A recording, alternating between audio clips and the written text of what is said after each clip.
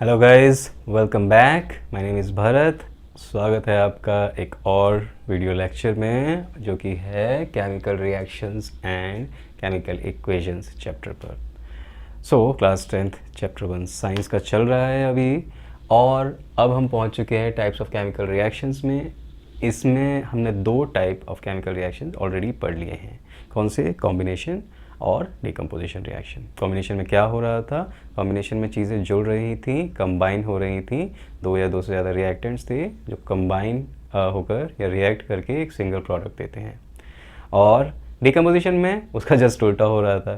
तो क्या हो रहा था कि जब एक सिंगल रिएक्टेंट डिसोसिएट हो जाता है विद द हेल्प ऑफ या हीट और इलेक्ट्रिसिटी और light energy, then that is called decomposition reaction. Decomposition reaction के हम लोगों ने तीन टाइप भी पढ़े थे, ठीक है। थर्मोलाइसिस या पायरोलाइसिस, दूसरा फोटोलाइसिस और इलेक्ट्रोलाइसिस तीसरा। तो चलिए अब आगे बढ़ते हैं, और नेक्स्ट वाला जो रिएक्शन है, टाइप ऑफ रिएक्शन, वो है डिस्प्लेसमेंट रिएक्शन।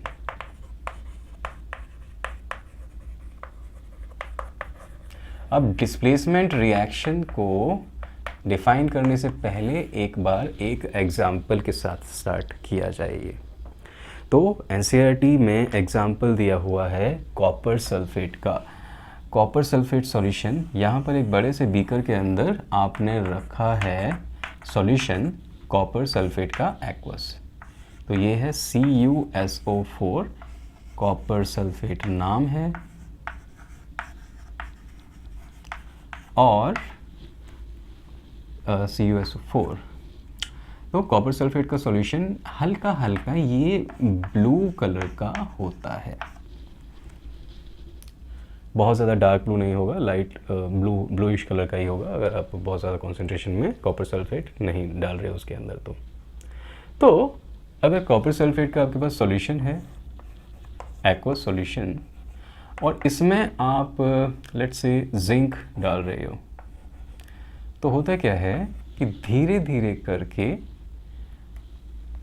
यह एक काम करते हैं, जिंक नहीं, दूसरा वाला डालते हैं आयरन, क्योंकि कलर चेंज भी हो जाएगा और बढ़िया तरीके से आपको समझ भी आएगा। तो आपने यहाँ पर क्या करा, आयरन थोड़ा सा डाल दिया, या फिर आप एक काम करो कि यहाँ पर एक स्टिक रख दो, स्टिक की हेल्प से यहाँ पर बांधकर आपने आयरन नेल्स को लटका दिया। दो चार आयरन नेल्स थी, उन आयरन नेल्स को आपने यहाँ पर लटका दिया। तो होगा क्या, जैसे जैसे टाइम बीतता जाएगा ना, तो आयरन नेल्स का क्या होगा, आयरन नेल्स के ऊपर यहाँ पर एक हल्का सा रेडिश ब्राउन कलर की लेयर आपको जमती हुई दिखेगी। और ये जो कॉपर सल्फेट था ना, पहले था ब्लू कलर का, और ये धीरे धीरे करके पहले तो डीकलराइज होगा, अपना ब्लू कलर फीका करेगा, और उसके बाद में अगर आपने ज़्यादा देर तक ये आयरन की नेल्स रखी हैं उसके अंदर, तो हो सकता है कि ये ग्रीनिश कलर का भी आपको कलर शो करने लगे। तो होता क्या है, आपने कॉपर सल्फेट के एक्वस सॉल्यूशन के अंदर जब सॉलिड आयरन डाला, तो हुआ क्या, ये आयरन भाई साहब पहलवान है, तो ये किसी को भी घर से निकाल देते हैं।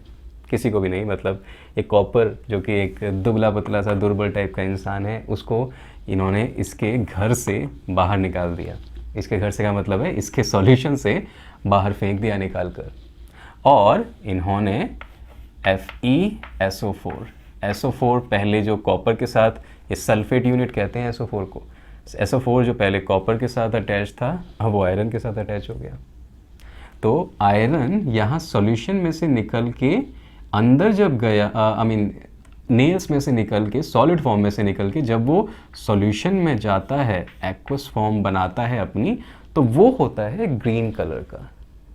इसीलिए मैंने बताया था कि आपको पहले शुरुआत में ये ब्लू कलर का होगा, और धीरे धीरे करके पहले तो इसका ब्लू कलर ख़त्म होगा, और फिर ये ग्रीन कलर का फेरस सल्फेट जब वहाँ पर आ जाएगा तो सॉल्यूशन ग्रीन कलर का हो जाएगा। और ये कॉपर भाई साहब कहाँ गए हैं, ये कॉपर भाई साहब सॉलिड फॉर्म में बाहर आ गए हैं। कहाँ बाहर आ गए हैं, ये मैंने बताया था ना, ये आयरन नेल्स के ऊपर एक आपको हल्का सा रेडिश ब्राउन कलर की लेयर दिखेगी। तो वो रेडिश ब्राउन कलर की लेयर एक्चुअल में कार्बन की कॉपर के एटम्स हैं जो कि सॉल्यूशन से बाहर आ गए हैं। अब इस रिएक्शन के अंदर आयरन ने धक्का मार के कॉपर को बाहर निकाल दिया है, कॉपर को रिप्लेस कर दिया है या कॉपर को डिस्प्लेस कर दिया है। तो इस रिएक्शन को या इस टाइप के रिएक्शन को जहाँ पर कि एक एलिमेंट दूसरे को बाहर निकाल देता है उसके कंपाउंड में से, उसको कहते हैं या उसको नाम देते हैं हम डिस्प्लेसमेंट रिएक्शन। समझ आया? चलिए डेफिनेशन भी लिख लेते हैं यहाँ पर। तो डिस्प्लेसमेंट रिएक्शन क्या होते हैं? Displacement reactions, those reactions in which one element displace या फिर replace the other।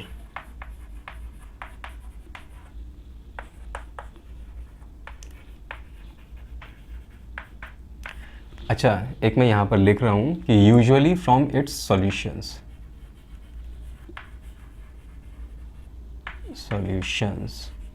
तो ज़्यादातर क्या होता है, सॉल्यूशंस में से उसे बाहर फेंकता है। तो मैंने डेफिनेशन में उसके ऐड कर दिया है। अच्छा जी, जो जहाँ पर जितनी भी डेफिनेशंस आपको लिखवाई जा रही है ना, तो कोशिश किया कीजिए कि साथ साथ आप नोट करते जाएं, साथ साथ आप लिखते जाएं, बिकॉज़ यही एग्ज़ाम में आती हैं, कुछ नया ऐसा नहीं आएगा। अच्छा, एक और एग्जांपल देख लेते हैं। अब की बार आपने दोबारा से वो कॉपर सल्फेट का सॉल्यूशन ले लिया, एक्वस सॉल्यूशन ले लिया उसका कॉपर सल्फेट का भाई, और अब की बार आपने उसमें डाल दिया दानेदार जिंक या ग्रैन्युलेटेड जिंक। तो उसके जो ग्रैन्यूल्स हैं जिंक के धीरे धीरे करके डिज़ोल्व हो जाएंगे और कॉपर बाहर आ जाएगा। तो ये जिंक भाई साहब भी, कॉपर जो है ना, ये बेवकूफ़ है, मतलब बहुत ही ज़्यादा दुर्बल इंसान है, ये हर चीज़ से रिप्लेस हो जाता है। देखिए जिंक ने भी इसको रिप्लेस कर दिया और जिंक सल्फेट बना लिया, और यहाँ पर कॉपर भाई साहब बाहर आ जाते हैं। इस टाइप से रिएक्शन होता है।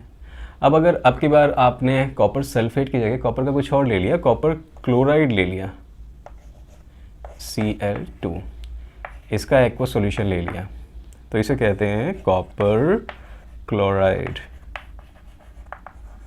और अब की बार आपने लेड Pb सॉलिड लेड का इस्तेमाल करा है, तब क्या होगा? तब भी सेम ही चीज़ होगी। अब ये लेड भाई साहब भी इससे बड़े पहलवान हैं, तो ये भी इन कॉपर भाई साहब को भगा देंगे वहाँ से और लेड क्लोराइड बना लेंगे, राइट। तो यहाँ पर से Cu once again solid form में बाहर, इसे कहते हैं लेड क्लोराइड। ठीक है जी। तो हर रिएक्शन में, ये तीनों रिएक्शन जो आपने देखे हैं ये एनसीईआरटी में मेंशन है बाय द वे। तो लेड कॉपर को, जिंक कॉपर को या आयरन कॉपर को बाहर निकाल देता है, उसे डिस्प्लेस कर देता है या फिर उसे रिप्लेस कर देता है उसके एक्वस सॉल्यूशंस में से। इन टाइप के रिएक्शंस को डिस्प्लेसमेंट रिएक्शन कहते हैं। अगर ये चीज़ आपको क्लियर हो जाए तो काफ़ी सारे बच्चे एक बार सोच रहे होंगे कि यार हमें कैसे पता लगेगा कि कौन सा किसको डिस्प्लेस कब कर देगा। हो सकता है कॉपर लेड से बड़ा पहलवान हो, जैसे कि आपने इस सॉल्यूशन में कॉपर सल्फेट में आपने डाल दिया Ag सिल्वर, या फिर आपने डाल दिया Au गोल्ड, या फिर आपने डाल दिया प्लैटिनम Pt। तब यहाँ पर कोई भी रिएक्शन नहीं होता। क्यों? क्योंकि कॉपर इनसे बड़ा पहलवान है, तो ये या ये इसको कॉपर को रिप्लेस वहाँ पर नहीं कर पाएंगे।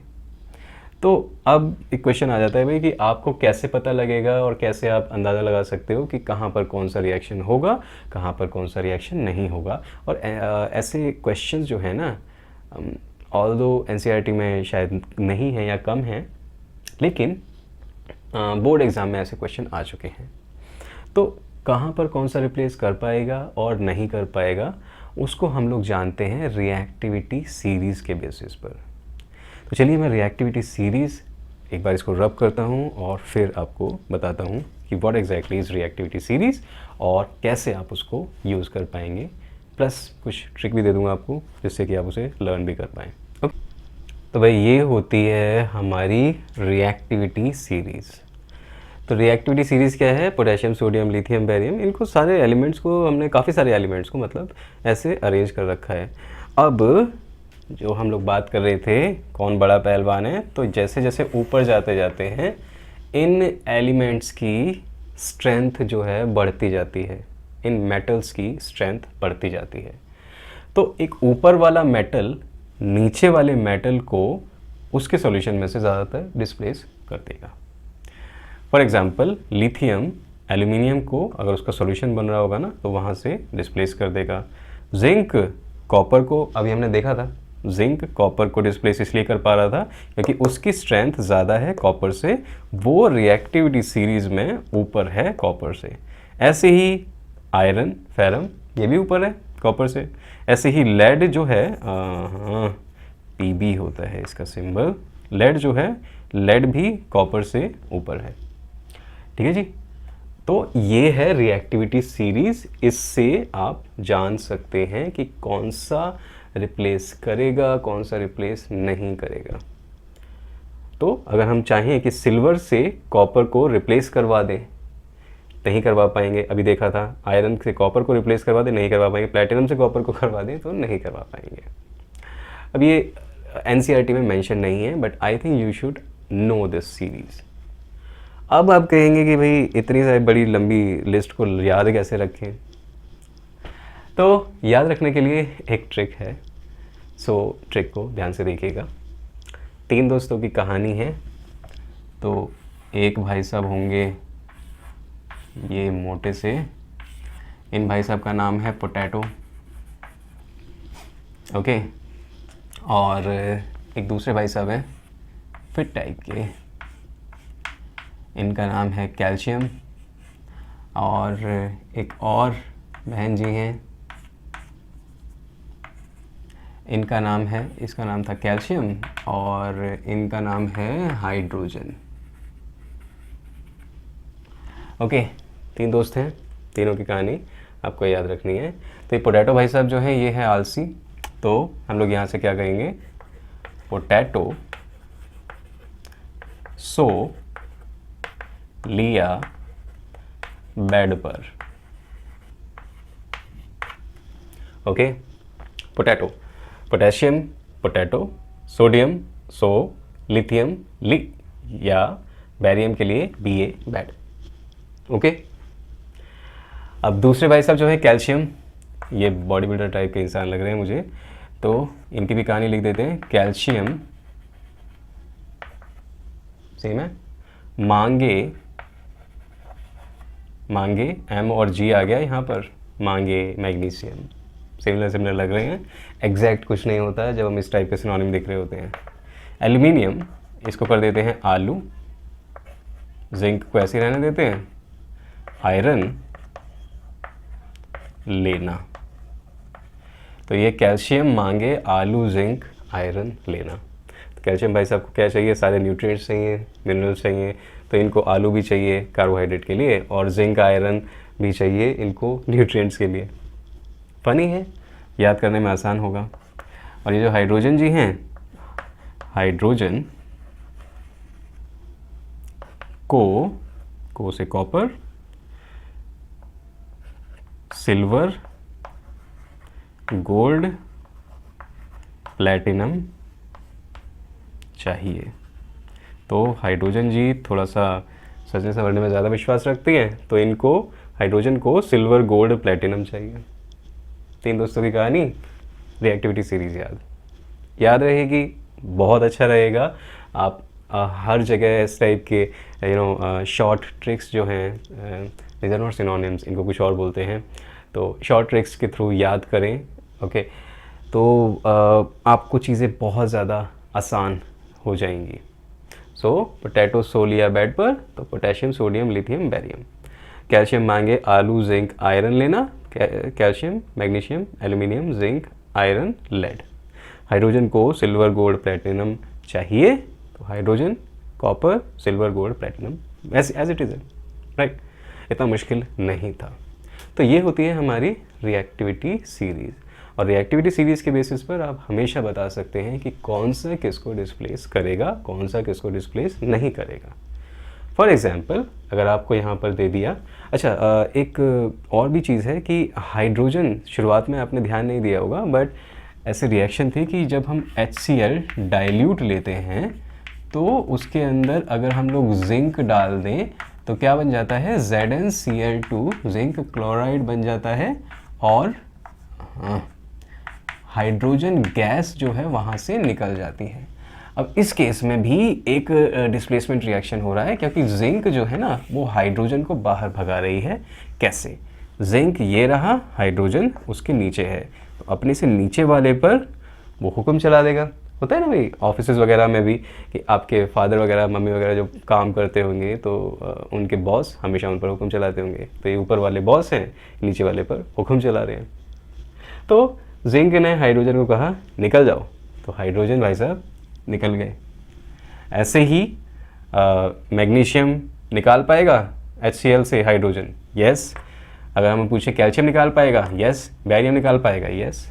ऐसे करके आपको इस सीरीज़ के थ्रू क्लियरली अंदाज़ा हो जाएगा, क्लियरली आप बता सकते हैं कि कौन सा वहाँ पर कर पाएगा, दूसरे को डिस्प्लेस कर पाएगा, निकाल पाएगा उसके सॉल्यूशन से, कौन सा नहीं निकाल पाएगा।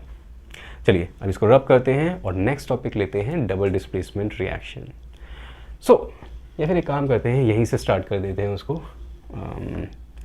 तो ये थर्ड था टाइप्स ऑफ केमिकल रिएक्शन में, डिस्प्लेसमेंट रिएक्शन थर्ड था, और फोर्थ वाला जो है वो है डबल डिस्प्लेसमेंट रिएक्शंस। ओके तो अभी तक तो क्या था भाई, एक पहलवान था और दूसरा पहलवान नहीं था।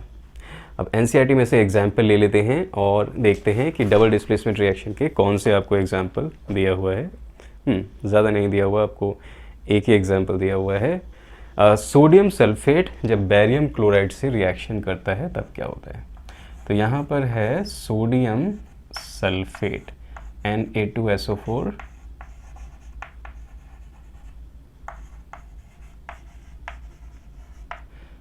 तो ये रिएक्शन कर रहा है किससे, बैरियम क्लोराइड से। इसका नाम पहले भी बता दिया है तो लिखने की ज़रूरत नहीं है।